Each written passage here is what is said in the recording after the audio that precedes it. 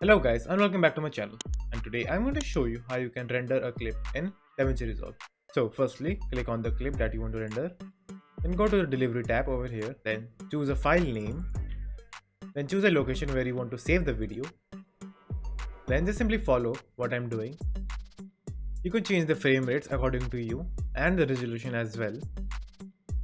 Then after changing all of this, just simply click add to render queue over here, then click add. Then as you can see, it is added into the queue, and now what you have to do is just simply click render all. As you can see, the render has started. Now give it a few seconds or a minute according to your clip.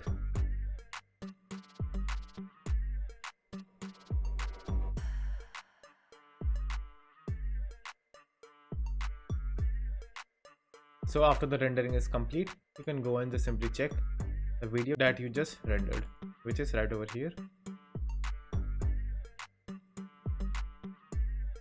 So that's it, and thank you for watching, and do like and subscribe to my channel, and take care.